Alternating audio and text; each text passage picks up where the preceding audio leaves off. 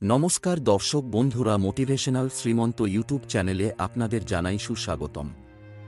আজকে আপনাদের সঙ্গে যে বিষয়টি নিয়ে আলোচনা করব তা হল ঈশ্বরের 8টি গুরুত্বপূর্ণ সংকেত। এই সংকেত পেলে জীবন পরিবর্তন হতে বাধ্য। বন্ধুরা, ঈশ্বরের সান্নিধ্যকেই বা না চায়, কিন্তু ঈশ্বর সকলকে নিজের আশীর্বাদ আলাদা আলাদা প্রকারভাবে দিয়ে থাকে। কারো জীবনে অনেক কষ্ট থাকে, আবার কেউ জীবনে অনেক সুখে থাকেন। কিন্তু যখন একটি সাধারণ মানুষের সঙ্গে খারাপ কিছু হয়ে যায়, তখন সে একবার হলেও ভেবে থাকে ঈশ্বর কি তার সঙ্গে আদৌ আছে নাকি নেই। তো বন্ধুরা, আজকে আপনাদের সঙ্গে আলোচনা করব এইরকমই 8টি সংকেত নিয়ে। বন্ধুরা, ভগবানের আশীর্বাদ যদি আপনার সঙ্গে থাকে তাহলে ভগবানের প্রথম সংকেতটি হবে আপনার সকল কাজই আপনি অসফল হবেন। হ্যাঁ বন্ধুরা, এটা শোনার পর আপনার একটু অদ্ভুত মনে হতে পারে, কিন্তু বন্ধুরা এটাই সত্যি। আপনি খুব খাটাখাটনি করে কষ্ট করে আপনার কর্ম করলেও আপনি সফলতা অর্জন করতে পারবেন না। আর এটি বারংবার হতে থাকবে ততক্ষণ পর্যন্ত যতক্ষণ পর্যন্ত না আপনার চোখ খুলে যাচ্ছে। বন্ধুরা, দ্বিতীয় সংকেতটি হল আপনার নিজের উপর থেকে বিশ্বাস চলে যাবে। বন্ধুরা, ভগবান যখন আপনার সঙ্গে থাকেন তখন আপনি খুব একা হয়ে যান। আপনি তখন কিছুই বুঝতে পারবেন না যে আপনি আগে কি করবেন। আপনি নিজেকে এমন পরিস্থিতির মধ্যে পাবেন যেখানে আপনাকে কেউ সাহায্য করতে পারবে না। আপনি কাউকে নিজের এই অসফলতার কথা বলতে পারবেন না। যদি কাউকে বলতেও পারেন তাহলে তাদের কাছে আপনার এই কথাটি খুবই ছোট কথা বলে মনে হবে, কিংবা তারা আপনার কথায় বিশেষ গুরুত্ব দেবে না।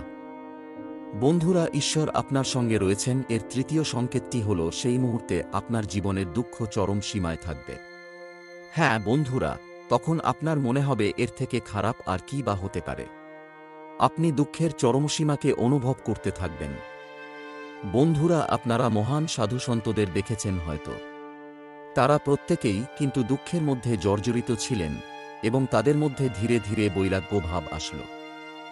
আর এই জীবন এবং ভৌতিক সুখের আগে এগিয়ে গিয়ে ঈশ্বরকে জানার তৃষ্ণা জন্মায় তাদের মধ্যে। সবশেষে কিন্তু তারা ঈশ্বরের সাক্ষাৎ রূপ প্রাপ্ত করেন। বন্ধুরা, এই দুঃখের ফলে মানুষ ভেঙে পড়ে ঠিকই, কিন্তু এই দুঃখই মানুষকে পুনরায় গড়ে তুলতে সাহায্য করে। সেই মানুষ ধীরে ধীরে এটা বুঝতে শেখে যে এই সংসারেই সম্পূর্ণ সুখ নেই, কিছু এমনও রয়েছে যা এই সংসারের ওপারে।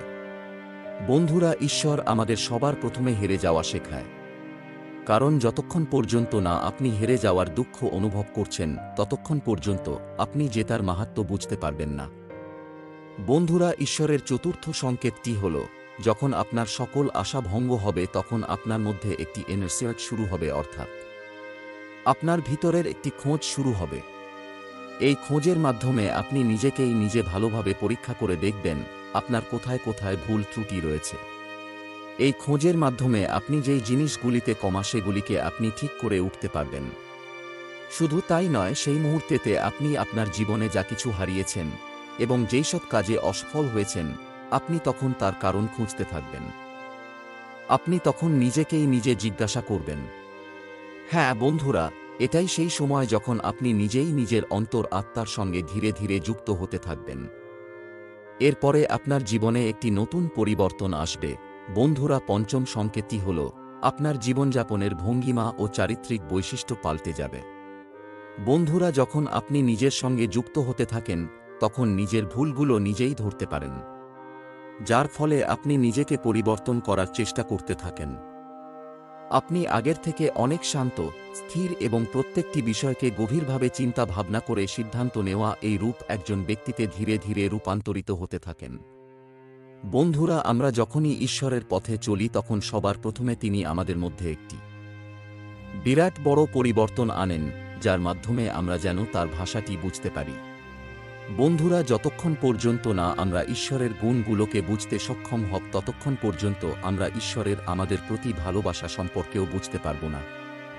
এই কারণেই ঈশ্বর আমাদের মধ্যে পরিবর্তন আনেন, আমাদের তার ভাষা বোঝানোর চেষ্টা করেন। এই বোঝানোর ভাষা হয়তো দুঃখের মাধ্যমেও হতে পারে। ষষ্ঠ সংকেতটি হল আপনি কোন জিনিসের মধ্যেই হার জিতের পার্থক্য করবেন না। বন্ধুরা, এটা সেই সময় যখন আপনি পুরোপুরি পরিবর্তন হয়ে গেছেন বা নিজেকে পাল্টে ফেলেছেন। এখন আপনার জীবনকে দেখার ভঙ্গিমা পুরোটাই পাল্টে গিয়েছে। যার ফলে বাইরের জগতে হওয়া ঘটনাগুলিও আপনার জীবনে খুব কম প্রভাব ফেলবে।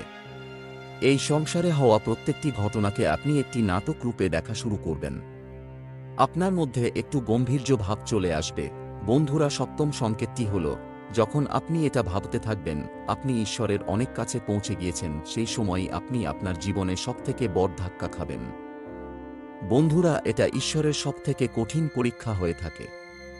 এখানে আপনার বিশ্বাস, আপনার বুদ্ধি সমস্ত কিছু পরীক্ষা করা হবে। যা কিছু আপনি আপনার যাত্রা, আপনার সাধনার মাধ্যমে শিখেছেন। এই সময় আপনার জীবনে এমন ধরনের দুঃখ কিংবা সুখ আসবে, তখন আপনি ভাববেন ঈশ্বর তো কিছুই না। ঈশ্বর কেবলমাত্র একটি মিথ্যে চিন্তন মাত্র, যা ছলনা ছাড়া আর কিছুই নয়। এই সময় সবথেকে অধিক ধৈর্যের হয়ে থাকে। এই সময় যদি আপনি আপনার পথ থেকে বিচলিত না হন, তাহলে অষ্টম সংকেত রূপে ঈশ্বর নিজেই আপনার সম্মুখে উপস্থিত হন। সেটা যে কোনো রূপে হতে পারে। বন্ধুরা, এই অষ্টম সংকেতটি এমন প্রকৃতির হয়ে থাকে যাকে শব্দের মাধ্যমে ভাষায় প্রকাশ করা সম্ভব হয়ে ওঠে না। এই পরিস্থিতিতে পৌঁছানোর পর আপনার মনে বিন্দুমাত্র সংশয় থাকবে না যে ঈশ্বর আপনার সঙ্গে নেই। কিন্তু তা সত্ত্বেও আপনার সর্বক্ষণ ঈশ্বর আপনার সঙ্গে রয়েছেন, এরকম অনুভূতি আসবে। আপনি এই অনুভূতিটি প্রাপ্ত করার পর এমন শান্তি ও আনন্দ অনুভব করবেন যাকে শব্দের মাধ্যমে ভাষায় প্রকাশ করা যাবে না। বন্ধুরা, এই ঈশ্বরের আপনার সঙ্গে হওয়া এবং না হওয়া এই সম্পর্কিত সম্পূর্ণ বিষয়টি আশা করি আপনি বুঝতে পেরেছেন। আজ এখানেই শেষ করলাম। ভালো থাকুন, সুস্থ থাকুন, ঈশ্বর আপনার মঙ্গল করুক। নমস্কার, ধন্যবাদ।